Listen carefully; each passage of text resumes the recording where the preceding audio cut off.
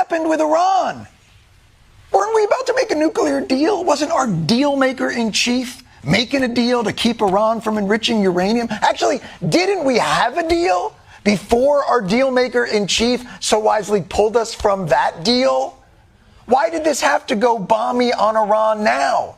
And by next spring, at most, by next summer, at current enrichment rates, they will have finished the medium enrichment and move on to the final stage.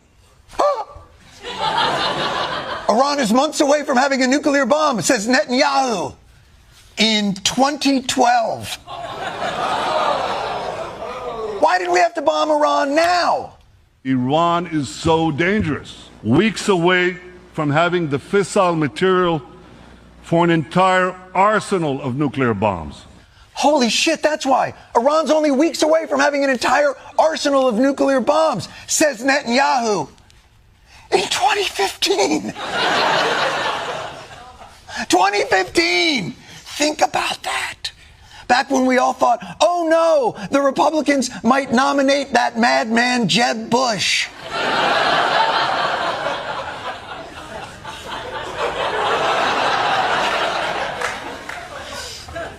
Should have gone with the question mark. No, seriously, I'm not being facetious. I really want to know why we had to bomb Iran now. We're going to show you Iran's secret nuclear files. Here's the warhead. Here's the bomb.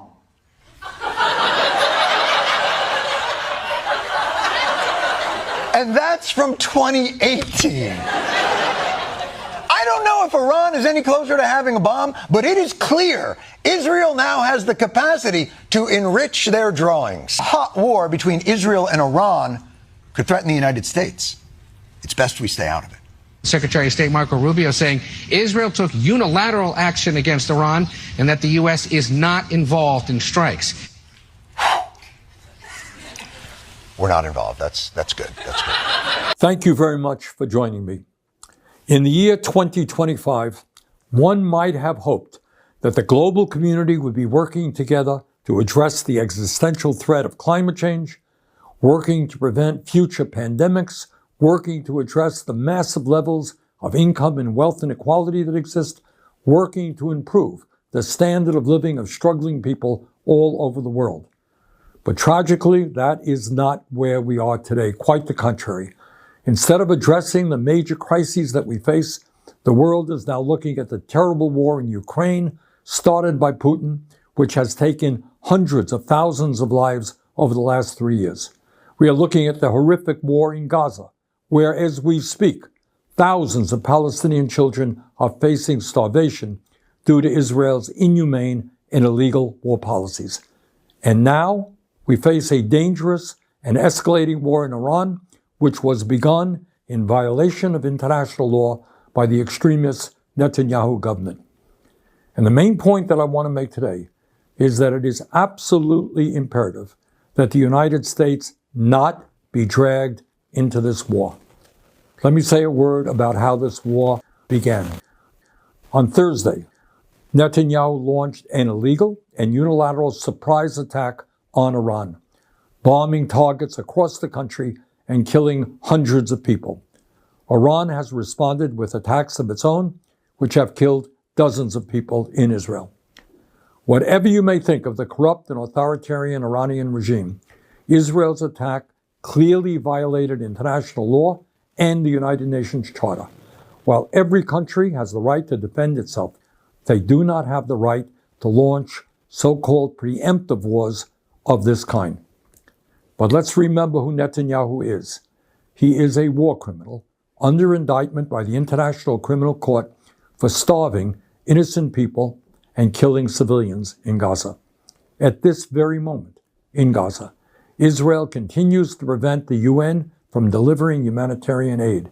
And just today, in Gaza, Israeli tanks fired into a crowd desperately trying to collect food, killing at least 59 people. So it should come as little surprise that Netanyahu ignored international law to start this war with Iran.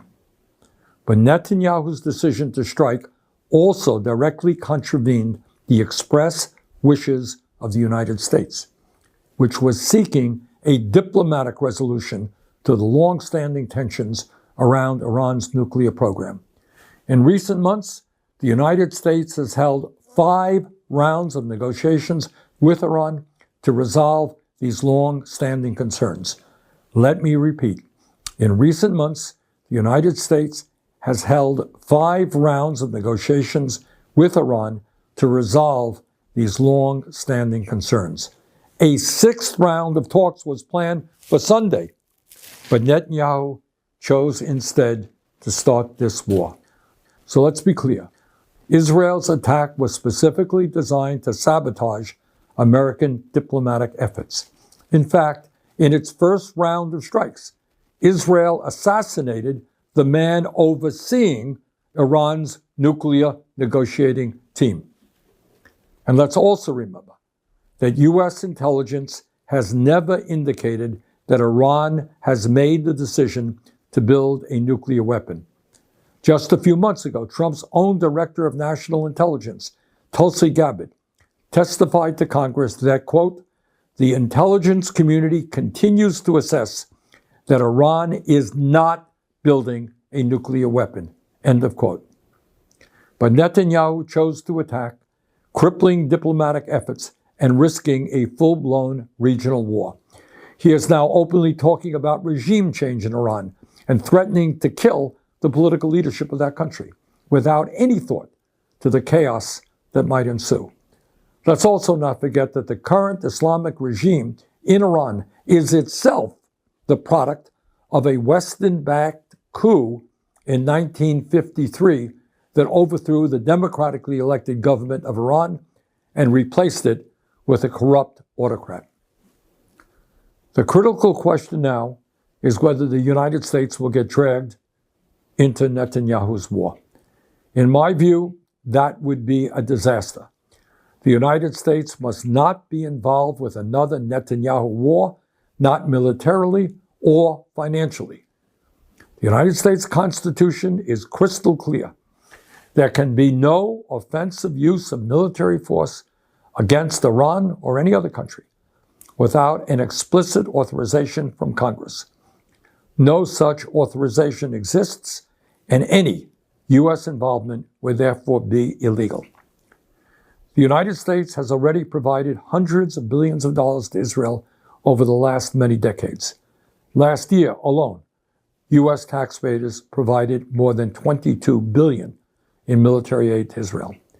Meanwhile, while providing massive aid to Israel, we have Americans sleeping out on the street, unable to afford health care or other basic necessities.